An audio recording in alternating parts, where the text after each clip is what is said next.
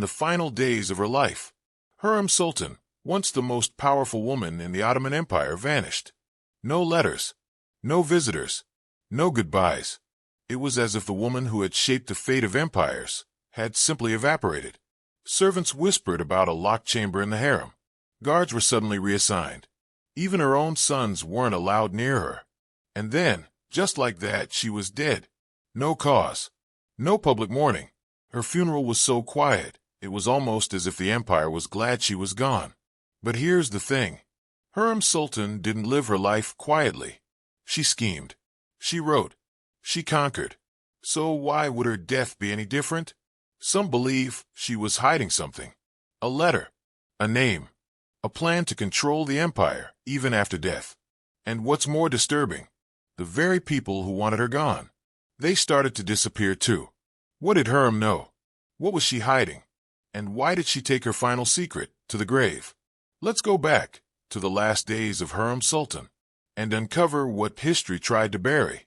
Before she became a legend, she was a slave, dragged from her homeland, sold into the Ottoman palace, given a new name, Hurrem, the cheerful one. But beneath that soft smile was a mind sharper than any blade. She didn't just survive the harem. She conquered it. She rose from concubine to legal wife, something no woman had done before. And not just any wife. She became the Sultan's most trusted advisor. She wrote letters to kings, plotted alliances, removed enemies. She was feared, hated, and untouchable. Hurrem Sultan wasn't just a woman in power. She rewrote what power meant. But then, something changed. In the final years of her life, the lioness went quiet. No speeches, no appearances at court. Even her famous letters to Sultan Suleiman stopped. And the empire noticed.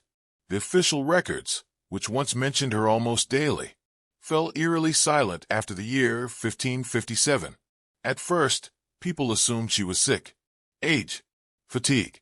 Maybe she was finally slowing down. But others weren't so sure.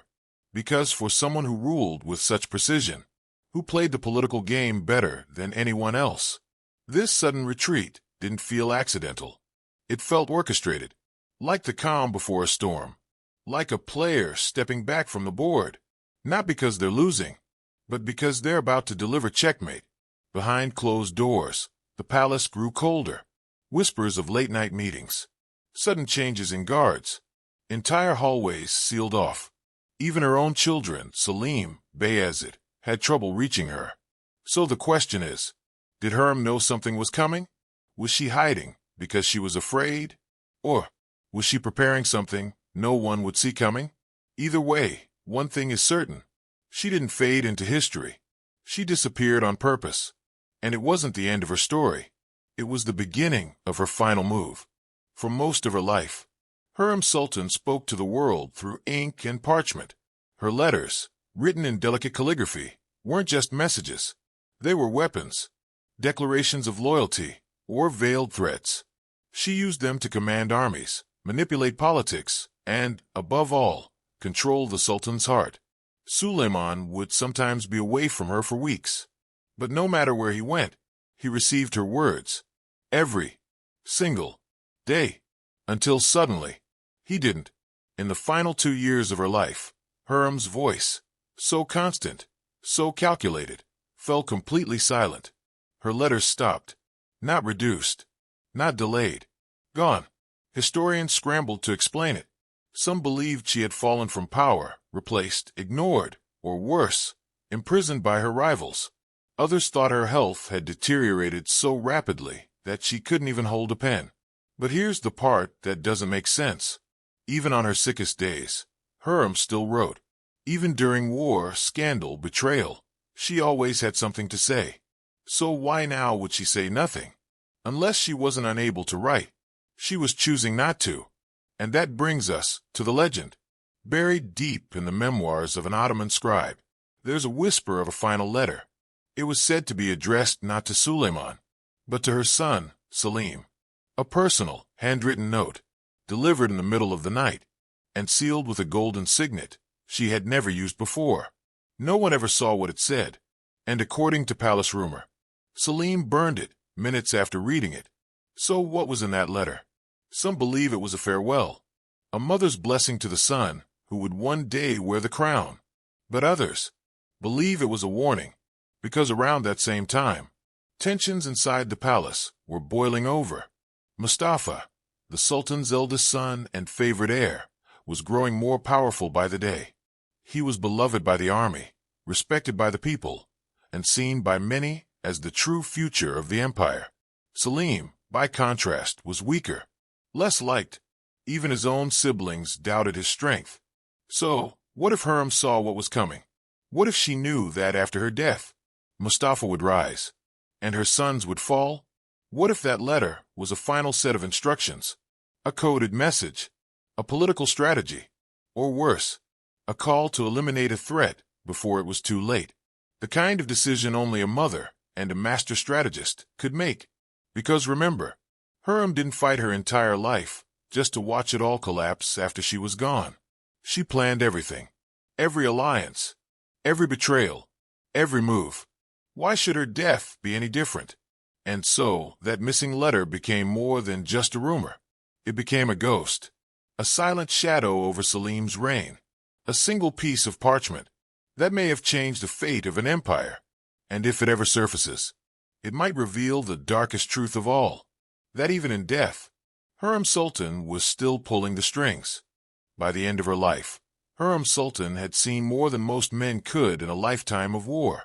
She had watched allies fall, enemies rise, and friends turn into traitors, all within the cold, gold-plated walls of the palace. But even with all her power, there was one thing she could never control: succession. Because in the Ottoman Empire, the path to the throne wasn't a matter of birthright. It was a matter of survival. Only one son could inherit the empire, and the others, they were either killed or forced to kill. Hurrem knew this better than anyone. She had built her entire legacy around protecting her sons, especially Selim and Bayezid. She had outmaneuvered Mahidevran, Mustafa's powerful mother. She had helped orchestrate the downfall of Ibrahim Pasha, the Grand Vizier who had once treated her like a foreign threat. But the closer she came to the end, the more one terrifying truth became clear. All of it might not be enough, because Mustafa, the eldest son of Suleiman, was still alive, still beloved, still seen by many as the rightful heir. He was charismatic, a warrior, a born leader, and most dangerously of all, he had the support of the Janissaries, the empire's elite military force. That alone was a death sentence for her sons. Hurrem had watched the signs closely. The way soldiers whispered Mustafa's name like a prophecy. The way foreign ambassadors referred to him as the next sultan. While barely acknowledging Selim at all, she saw what was coming, and she was terrified, but not in the way most people fear death. No, Hurrem didn't fear for herself. She feared for what would happen after she was gone, because if she died without ensuring Selim's safety, everything she built, every risk she took, every drop of blood spilled in her name, would be for nothing. So the question is, did she act first? Did she order Rustam Pasha, her loyal son-in-law, to begin a plan to eliminate Mustafa? Did she leave behind one final set of instructions, to protect her legacy at any cost? Because here's what we know. Within 2 years of Hurrem's death, Mustafa was executed, strangled by palace guards, on orders from his own father, Suleiman the Magnificent.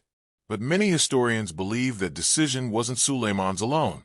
They believe it was seeded long before, by someone who had spent years warning him that Mustafa could not be trusted, that his ambition would one day threaten the throne, that if Suleiman didn't act, Mustafa would. That someone was Hurrem, and even if she didn't live to see it happen, her fingerprints were all over it. This was her way. She didn't scream. She didn't fight. She planned. And when she feared something, she didn't pray it would go away. She made sure it didn't stand a chance. In the hidden corners of the Ottoman palace, secrets weren't just kept, they were weapons. And in the final days of Hurrem Sultan's life, one such secret meeting would change everything. According to a palace servant's memoir, a meeting took place deep inside the harem, attended by only 3 people. 3 people who carried the fate of an empire in their hands. First, there was Rustam Pasha, the Grand Vizier. Powerful, cunning, and fiercely loyal to Hurrem, a man whose influence rivaled that of the Sultan himself.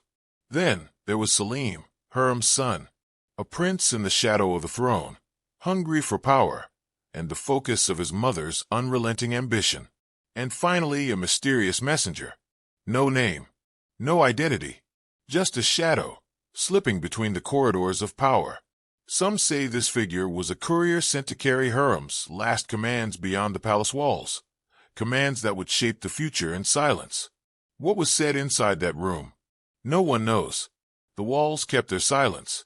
The air held its secrets tight. But the consequences were undeniable. Soon after, Rustam Pasha vanished. No grand farewell, no explanation, just a disappearance that left the court whispering. And Selim? Suddenly, against all expectations, he was named heir to the throne. The stakes had shifted. The game had changed. Was this secret meeting Hurrem's final move? A last masterstroke to secure her son's destiny? It's hard not to believe so.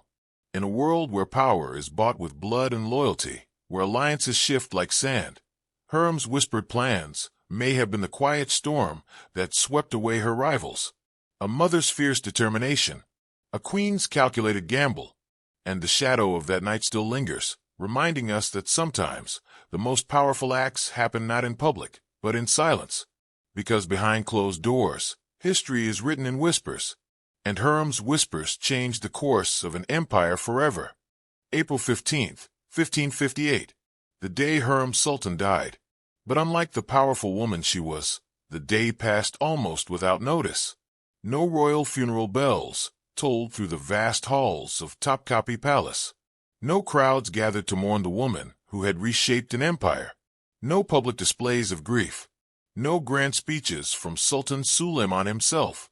In fact, no one dared to speak openly about the circumstances of her death. Why? Because in the shadowed corridors of the Ottoman court, silence often masks something deeper, something darker. Hurrem Sultan, the queen who rose from slavery to rule beside the greatest sultan, was laid to rest quietly, almost invisibly. Her body was taken to the Suleimani Mosque, the very heart of the empire's spiritual and political life. A place of honor, yes, but also a place of secrets, just steps away from where Suleiman himself would be buried decades later. For a woman who commanded armies and counseled kings, for a woman who shaped the destiny of a dynasty, her death was almost erased from history. Was it intentional? Some believe it was. That Hurrem wanted it that way. She didn't want her death to be remembered.